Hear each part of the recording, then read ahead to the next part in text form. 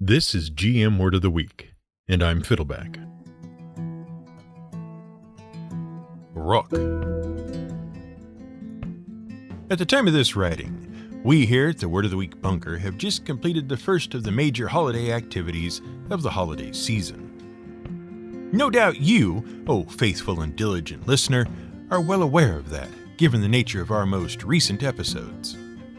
And while we have yet to receive any packages containing multi-layered desserts from any of you, we're confident it's just a matter of time. After all, you're probably still recovering from a slight overindulgence in a very large bird. Speaking of very large birds, you'll no doubt recall we mentioned a few weeks ago that we had gone to the well of listener requests from our Patreon supporters in order to get a few more suggested words with which to populate our growing lexicon of gaming-related nomenclature. At the time, we were vaguely dismissive of some of the suggestions made and felt that the effort expended suggesting them was below par and perhaps even poorly thought out. Well, we were foolish. We spoke in haste. We ourselves failed to spend enough effort appreciating the potential of some of the words offered. And more importantly, we're up against the deadline again and out of ideas. So let's take a suggestion from kind listener and friend of the show, Procellus, the Dapper Metroid. They suggested, no less than 3 times on 3 separate occasions, that we talk about the rook. And since that meets the medical definition of perseveration, we'll oblige before it gets even more out of hand. The rook is a bird of enormous size that features first in Middle Eastern mythology. Or is that Indian mythology? Because, as with all such things, precise dates and locations are near impossible to pin down. Depending on your sources and on who is doing the dating and research, the story of the rook dates anywhere from 39 BCE in India to the 8th to 14th century in the collection of Arabian folk tales known as 1001 Nights, except also Marco Polo talked about it in the 13th century and thought they were from Madagascar. But also maybe the stories come from the China Seas and is really about a hovering mountain that was really a rook, and boy, is it nearly impossible to sort it all out. If we had to sort it out, and thankfully we do not, we'd probably give it to the earliest references, even though they don't mention the rook by name.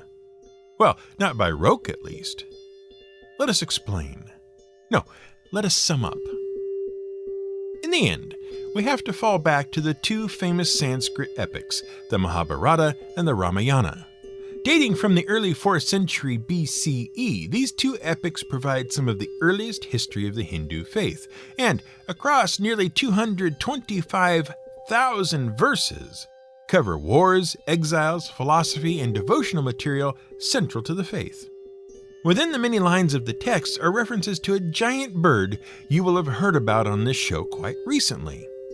And the earliest story of the rook is essentially a carbon copy of an even earlier story. In our episode on the Hollyphant, we touched briefly on the subject of Vahana, the animals various important Hindu deities ride. Among them, the mount of Lord Vishnu, a giant bird known as Garuda.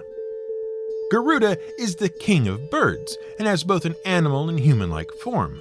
As an animal, he's often described as a kite-like bird with the ability to travel swiftly from place to place. He's a watchful figure and hates serpents. So far, all pretty normal for a species of raptor. Aside from all the god-carrying. According to the various texts, Garuda is also the personification of courage, can shapeshift into any form, and has wings so powerful that the mere flapping of them can stop the spinning of heaven, earth, and hell. All at once. And such a big deal is Garuda that he isn't even limited to just one religion. In Buddhism, Garuda aren't just one being. They're a whole species of creature unto themselves. They're described as having a golden wingspan nearly 4,000 kilometers long. And they are constantly at war with the Naga, a snake-like people who eventually adopt the strategy of swallowing heavy stones to keep from being carried away by the Garuda. We presume a lot of very big stones. And then there's a whole thing about a farting bat that interrupts Buddha, which Garuda then kills and for thanks gets exiled from heaven. We've talked about it before. But the story we really want about Garuda, and the one it shares almost directly with the rook, and so ties the two giant birds together as one concept, is the story of the elephant and the crocodile. One day an elephant went down to the water to drink. Full grown, they say, very large, very heavy. When it dipped its very large trunk into the water to take a very large drink, it was grabbed by a very large crocodile that attempted to pull it into the water. The two creatures struggled against each other, thrashing about in the mud and water among the reeds, trumpeting and hissing and otherwise acting exactly as two animals involved in a life or death struggle. Neither one was making any headway, and their tug-of-war had reached a stalemate when the entire matter was settled by a Garuda swooping down at great speed, snatching the elephant in its talons, and flying away with it. There's no report about how the crocodile felt about the whole thing. We assume it pretended to be quite sad for a time, but was really quite relieved. Well, that story got spread around and became, thanks in part to Marco Polo, the 13th century traveler merchant, associated with various Persian and Arabian tales of a giant bird we now know as the rook, though the original name was closer to rook in Persian and Arabic. By the way, that's also where we get the word rook, meaning the chess piece, but not rook, meaning the type of bird, which was named for the sound of its call. Those Arabian folk tales, as collected in 1001 Arabian Nights, tell, in part, the story of Sinbad the Sailor. Presented as a cycle of 7 voyages, they appear to be additions to the original collection made somewhere between the 14th and 17th centuries. In the cycle, Sinbad the Sailor lives in the city of Baghdad and finds at his gate one morning a man also named Sinbad, the porter. The porter is complaining bitterly about his lot in life, about how he works hard and has little money, while the rich, of which Sinbad the Sailor is clearly one, live a life of leisure. The sailor brings the porter in and explains that his wealth comes merely by good fortune, though, upon reading the stories, one would be forgiven for thinking that good fortune was not a particular hallmark of Sinbad the Sailor's adventures, except as it pertains to the acquisition of other people's money. Sinbad the S then proceeds to tell Sinbad the P all about his 7 adventures at sea. Each tale begins with Sinbad setting out from port in a perfectly good ship with a perfectly good crew, which he then proceeds to lose almost immediately. Curiously, Sinbad has not 1 but 2 encounters with the legendary rook through the course of the tales. On his second voyage, having miraculously survived his first voyage and returned safely home quite a bit wealthier, he gets bored sitting around the house and decides to set off again. Once again forgotten and left behind by his shipmates, he finds himself ashore on an island which just happens to have a large number of what turn out to be rook eggs. The huge eggs allow him to sneakily attach himself to an incoming rook and hitch a ride to the island's interior, where he finds himself deposited in a valley full of giant snakes and elephants because why not? A rook's gotta eat. With the echoes of Garuda firmly established, Sinbad notices that the valley floor, in addition to all the wildlife, is also covered with diamonds because also why not? A Sinbad's gotta feed himself eventually too. While contemplating all this, a giant slab of meat lands in the valley floor. It seems the local merchants cast the meat into the valley, where, upon landing, diamonds embed themselves into the flesh, which is then picked up by the rooks and carried to their nest. Cleverly sussing this all out, Sinbad hides himself under a slab of meat. A rook picks it up and flies meat and Sinbad to its nest, where it is promptly chased off the nest by a squad of presumably extremely brave merchants in order to pick out the collected diamonds. Step 3. Profit. Eventually, Sinbad makes his way back to Baghdad and swears off travel forever, having pocketed an extraordinarily large collection of diamonds. 3 voyages later, Sinbad has somehow forgotten all the problems and dangers he has gone through in his life to this point.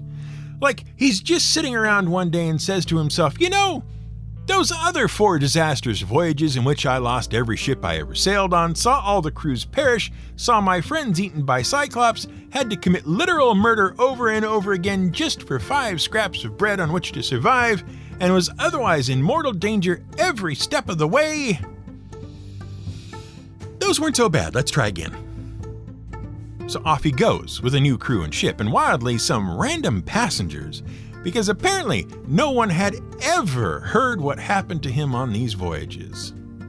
That Sinbad? What could go wrong? He just sails off every few years with a ship and crew, and when he finally returns, he has neither, looks like he's been through hell, and is incredibly rich. I see nothing whatsoever to cause any concern at all. And if that doesn't sound like your game table, we don't know what does. Anyway, before too long, they spot a deserted island with a funny big oblong round thing suspiciously sitting all by itself. And before Sinbad can say, "Are you really sure that's what you want to do?"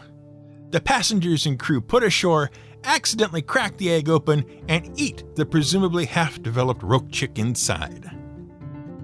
We've had some really bad airline meals, but we were always given to understand that the fare was better on a cruise ship.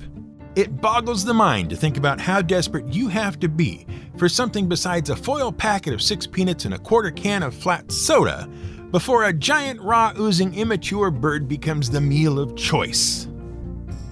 And still, everyone except Sinbad manages to act surprised when 2 adult rooks show up, chase down the fleeing boat and crew, and then sink the whole kit and caboodle by dropping giant stones on it from above. Sinbad the sailor survives, gets even richer, and goes back home to Baghdad. We're never told what Sinbad the porter thinks of all this. Presumably he learns his lesson and spends the remainder of his life in poverty, but with nothing worse than the occasional stubbed toe. Actually, there's a 3rd time Sinbad the sailor is associated with a roque. 2 sailors, in fact. In 1936. But first, let's stop by 1919 and visit a man named Elzie Chrysler Segar. E.C. Segar, as he was known to fans, had just created a new comic strip, his 3rd, for the newspapers and King Features, called Thimble Theater. It starred various characters in what was mostly a gag-a-day strip. A gag-a-day strip is pretty much what you get in the newspapers these days. It features 1 joke told each day over the course of 3 or 4 panels. Sundays would often feature a more complicated or lengthy joke, usually in color. Gradually, as Segar got comfortable in the strip and started to develop regular characters, the strip took on more of an adventure serial format. The main characters, Harold Hamgravy and his girlfriend Olive, would go on adventures often inspired by Olive's brother, Castor, and some scheme he had planned to get rich. The adventures were often fun and exciting and full of jokes and laughs, but for the first 10 years, Thimble Theater struggled to attract much of an audience. It only appeared in about half a dozen papers up to 1929. And then, on January 17, 1929, Castor, Olive, and Harold boarded a boat headed to Dice Island, a crooked gambling resort which Castor intended to bankrupt thanks to the luck-giving wiffle hand he had just acquired. None of them being sailors, they hired the strangest possible man they could find to captain the ship for them. He was short and scrawny, and his arms were strangely misshapen. His jaw stuck out so far that he almost swallowed his nose. And he had only 1 eye, the other closed in a perpetual squint. And much to Segar's surprise, fans loved the character. And so Popeye the Sailor became a regular feature of the comic strip. Harold Hamgravy was soon forgotten, and Olive Oyl became Popeye's one and only. Well, mostly one and only. In the strips, which were soon renamed to Thimble Theater starring Popeye, Olive and Popeye are an on-again, off-again couple whose heads are easily turned for a time, but they always return to each other after extended times apart for a variety of funny and adventurous reasons.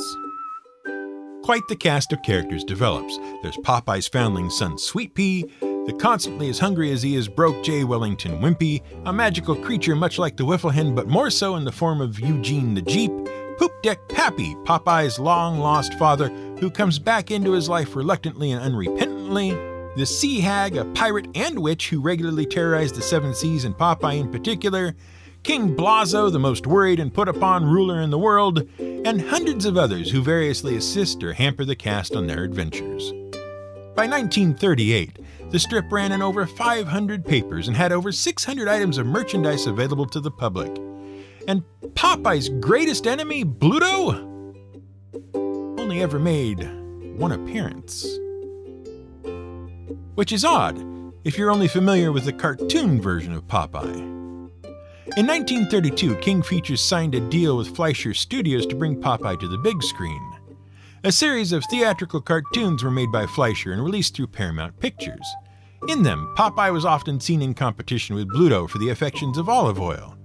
Inevitably, things would end in a fight between the two, with Popeye taking it quite literally on the chin for a good portion of the cartoon.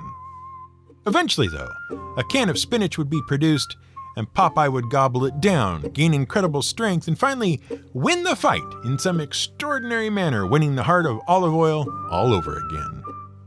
And let's just say it right here and now, that Olive Oyl was a terrible girlfriend, absolutely terrible. She routinely threw him over for anyone who showed the slightest interest in her. She was more than happy to mock Popeye at every opportunity if she thought it would score her points with whatever version of Bluto was around, and she would often create situations in which Popeye would embarrass himself for the amusement of herself and whomever she was with. What Popeye, or anyone for that matter, saw in her will forever remain a mystery. But we digress. Fleischer Studios was founded in 1921 by brothers Max and Dave Fleischer. It was primarily an animation studio that not only brought Popeye to life, but also Betty Boop and Superman. In fact, it was a Betty Boop cartoon that first brought Popeye to the theaters. And it was Max Fleischer who inextricably linked Popeye with spinach. It only ever featured a few times in the original E.C. Segar strips. In the Fleischer cartoons, it came up every single time. They did well enough for a time, with Disney being their chief and often only rival, but by 1942, Fleischer Studios was in financial trouble. The brothers were no longer speaking to each other, and Paramount Studios bought them out and renamed the studio to Famous Studios. In all, Fleischer Studios released 109 Popeye cartoons, most of which were black and white one-reelers, meaning they took up only one film reel and ran for 6 to 10 minutes. There are only 3 exceptions to that, one of which interests us in particular. On November 27, 1936, Paramount Pictures released a Fleischer-produced color 2-reeler film called Popeye the Sailor Meets Sinbad the Sailor. It features Popeye, Olive Oyl, Wimpy, and what can only be described as Bluto playing Sinbad. Clocking in at just over 16 and a half minutes, the film was billed as the first Popeye feature. It's an amazing cartoon, there's no two ways about it. It was in Technicolor, so the colors were vibrant and saturated. Dave Fleischer directed it and Max produced, but the real star of the production was the background and filming process.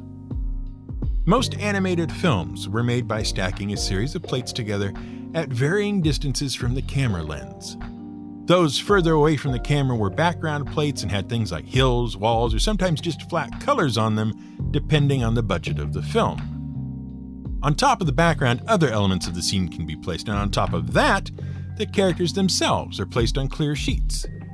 Most of the moving elements of the film all occur on the same layer if a character is going to interact with it, which is why you can often tell what will be moving in a scene by looking for the off-color object in the more inexpensively made productions.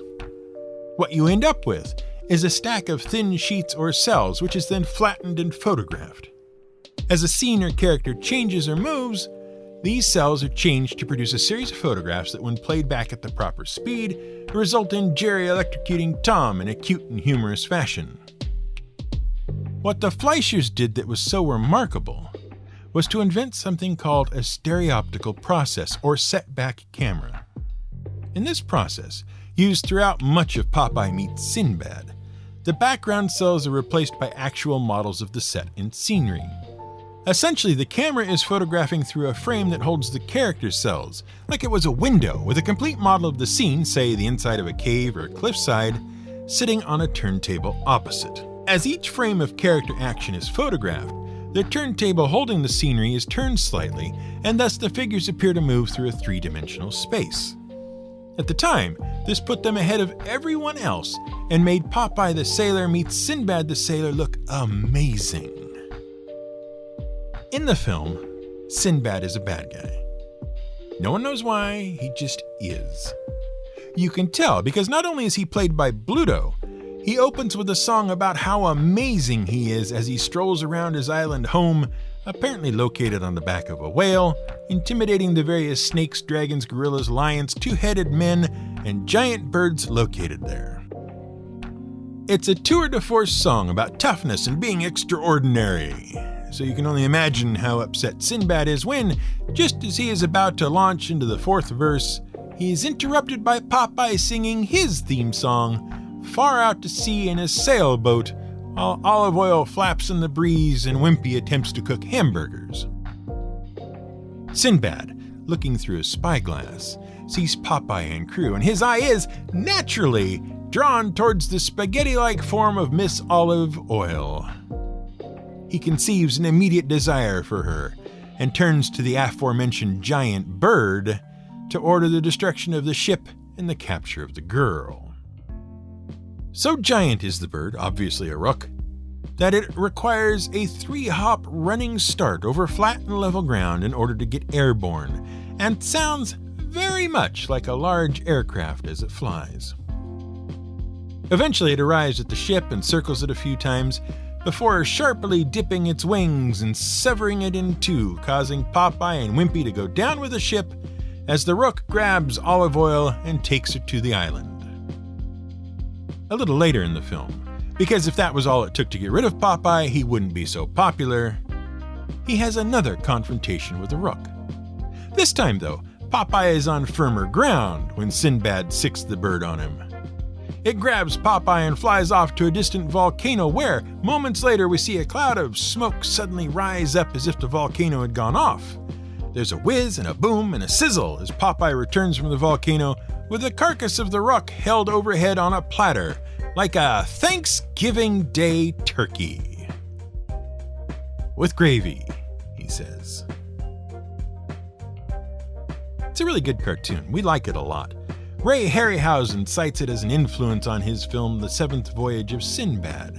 It was nominated for an Academy Award. The United States Library of Congress even declared it a culturally significant film and selected it for preservation in the National Film Registry.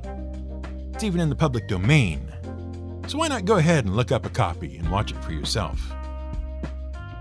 Meanwhile, thanks to Procelus the Dapper Metroid for persevering and making sure we got to their most favoritist critter ever. You can relax now, buddy. And if you are one of our faithful listeners with a suggestion you'd just love to make, head over to Patreon and join up for access to the Discord server. Links in the description. See you there. This has been GM Word of the Week. It's written and researched by The Angry GM and produced by me, Fiddleback. You can support us on Patreon at patreon.com/GMWordOfTheWeek. You can find more at gmwordoftheweek.com and theangrygm.com.